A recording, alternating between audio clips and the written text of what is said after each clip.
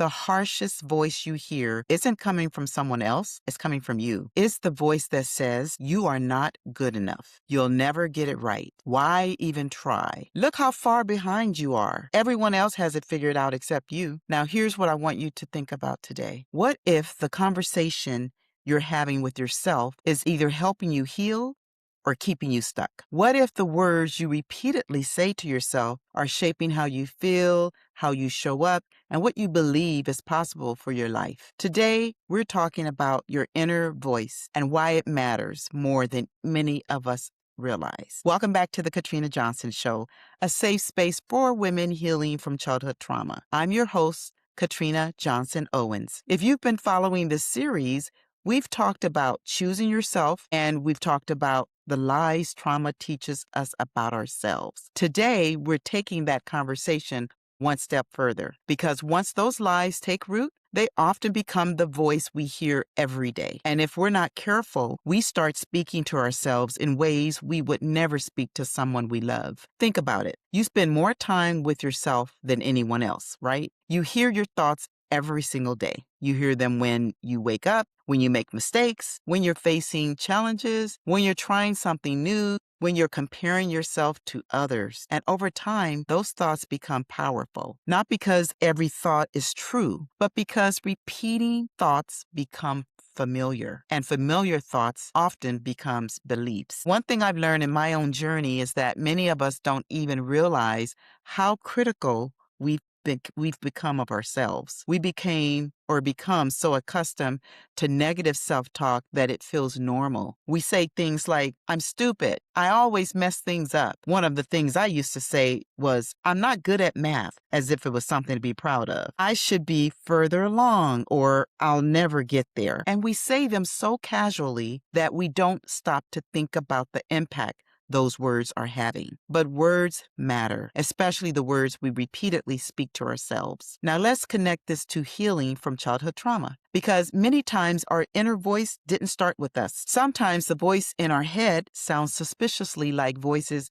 we've heard before. Maybe it sounds like a critical parent, a bullying classmate, an unhealthy relationship, repeated rejection, years of feeling unseen. As children, we absorb messages. We absorb experiences. We absorb criticism. And if we're not careful, we begin repeating those messages to ourselves. The criticism becomes internalized. The rejection becomes internalized. The shame becomes internalized. And eventually, we start believing those messages are our own thoughts. One of the most important things I want listeners to understand is this. Please know that just because a thought enters your mind does not mean it deserves your agreement. Not every thought is truth. Not every thought is helpful. Not every thought is healthy. And part of healing is learning how to examine your thoughts instead of automatically believing them. I appreciate CBT principles, or cognitive behavioral therapy. It teaches us that our thoughts influence our emotions and behaviors. Think about this example. If I tell myself I'm going to fail, how will I feel? Probably discouraged, anxious, defeated. How might I behave? I may not even try. Now, let's compare that to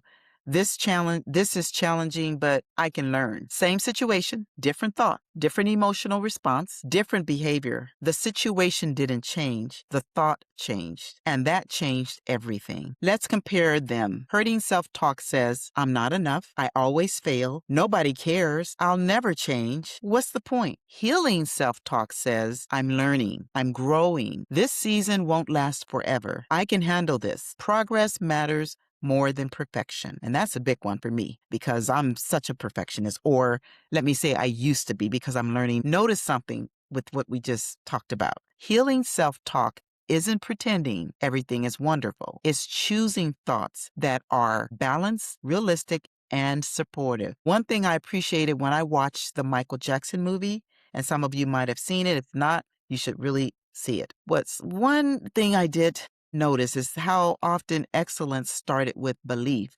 It didn't start with perfection. It started with belief. The belief that improvement was possible. The belief that growth was possible. The belief that there was more potential still inside. And let me tell you, you have much more potential inside than you realize. And while the movie wasn't about trauma recovery, it reminded me how important our internal dialogue can be, because what we repeatedly tell ourselves often influences what we believe. I want to give you a practical tool today. It's called Catch, Challenge, Change. Again, catch, challenge, and change. Or I like to call it the 3 C's. Step 1, catch. Pay attention to what you're saying to yourself. Become aware. You cannot change what you don't recognize. Step 2, challenge. Ask yourself, is this thought true? Is there evidence? Would I say this to someone I love? And step 3, change. Replace the thought with something healthier and more balanced. For example, instead of saying,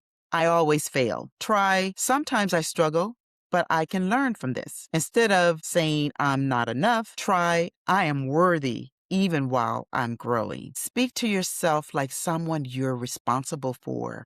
I want to leave you with this thought. What if you began speaking to yourself the way you would speak to a child you deeply loved? Would you constantly criticize them? Would you call them failures? Would you tell them they'll never succeed? Of course not. You would encourage them. You would guide them. You would remind them of their strengths. So why not extend some of that same compassion to yourself? Healing often requires learning how to become kinder to ourselves. If you've spent years speaking harshly to yourself, I want you to know something. You are not doomed to stay there. Your inner voice can change. Your thinking can change. Your confidence can grow. Your healing can deepen. And every time you choose a healthier thought, you are helping create a healthier future. One thought at a time, one day at a time, one choice at a time. Because part of my platform is really based on self-improvement and having a growth mindset, this is so important as we heal. As we close today's episode, I want you to pay attention